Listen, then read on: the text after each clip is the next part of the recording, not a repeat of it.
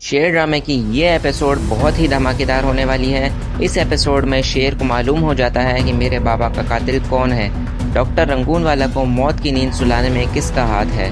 अगर आपने honest reviews को सब्सक्राइब नहीं किया तो सब्सक्राइब करो और हॉनेस्ट रिव्यूज़ का हिस्सा बनो। तो फिर शुरू करते हैं। फजर शेर का घर छोड़कर हॉस्पिटल जाती है, जहां उसको रिहाइश और काम भी मिल जाता है। फजर शेर को निकाह से भी इनकार करती है क्योंकि उसका बाबा मलिक शुजा ये नहीं चाहता था। शेर को पता होता है कि फजर कहाँ रहती है। वो उस पर नज़र भी रखता है क्योंकि बदरज़मान उसको नुकसान भी पहुंचा सकता है। शेर फजर से मिलने के लिए हॉस्पिटल भी जाता है और फजर को देखता है तो फजर कहती है, शेर तुम यहाँ क्या कर रहे हो? तुम्हें पता है ना यहाँ मेरा काम डिस्टर्ब होगा, इसलिए तुम कोशिश किया करो, अब मुझसे दूर रहा करो। शेर कहता है, कोशिश तो बहुत करता हूँ, मुझसे दूर रहा नहीं जाता। फिर फजर कहती है, मैं यहाँ बिल्कुल सेफ़ हूँ और अभी मुझे हॉस्पिटल में बहुत काम है। फजर कहती है, शेर अब तुम्हें बिल्कुल फ़िक्र नहीं करनी, अब तुम घर जाओ। शेर मुस्कुराता हुआ वहाँ से चला जाता है। शेर जैसे ही वापस घर आता है तो शेर का राजदार शेर को खबर देता है कि रंगूनवाला मर चुका है और उसकी मौत भी ट्रक से ही हुई है। मुझे शक है जिसने आपको और साईं को मारने की कोशिश की थी उसी शख्स ने रंगूनवाला को मारा है।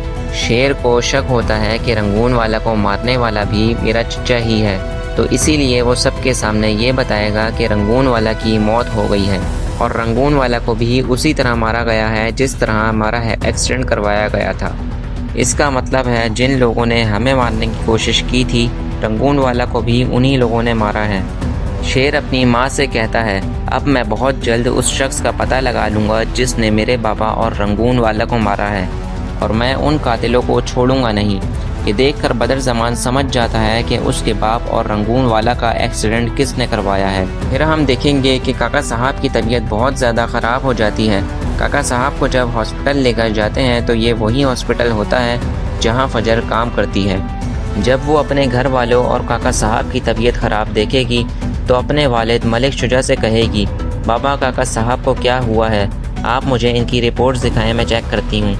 फिर शुजात रिपोर्ट्स फेंकता है और फजर को थप्पड़ भी लगाता है और कहता है, दूर हो जाओ मेरी नज़रों के सामने से, तुम्हारा हमसे कोई ताल्लुक़ नहीं है। फजर जब काका साहब का इलाज करेगी तो शुजात को भी अच्छा नहीं लगेगा और काका साहब भी शर्मिंदा होते हैं। फिर काका साहब मलिक शुजा को समझाते हैं कि फ़जर बेकसूर है, उसे माफ़ कर दो, क्योंकि काका साहब ये सोचते हैं कि शेर ने भी फजर के साथ शादी नहीं की कि कहीं ऐसा ना हो कि वो भी ताज बेगम की तरह सारी ज़िंदगी ऐसे ही बैठी रह जाए। तो इस तरह काका साहब मलिक शुजा को सारी सच्चाई बताते हैं कि मलकों और रईसों की दुश्मनी। ये सुनकर मलिक शुजा बहुत हैरान होकर पूछता है, काका साहब इसका क्या मतलब है? रईसों ने ये दुश्मनी नहीं शुरू की, आप वजह हैं इसकी।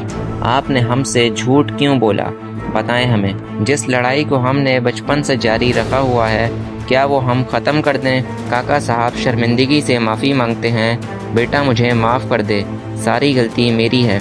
ये सुनकर मलिक शुजा के दिल में रहम आता है और वो काका साहब और फजर को भी माफ़ कर देता है। काका साहब भी फजर से माफ़ी मांगते हैं और यहाँ पर काका साहब का वक्त आ जाता है और उनका भी इन्ना लिल्लाह हो जाता है। जब मलिक शुजा को अपनी गलतियों का एहसास होगा तो फजर को भी माफ़ कर देगा और शेर और फजर की शादी भी करा देगा। आपका इस बारे में क्या ख्याल है? अगर आपको ये वीडियो पसंद आए तो लाइक करें, शेयर करें और सब्सक्राइब करना मत भूलें, क्योंकि ये है हॉनेस्ट रिव्यूज़, जहां मिलता है असली सच।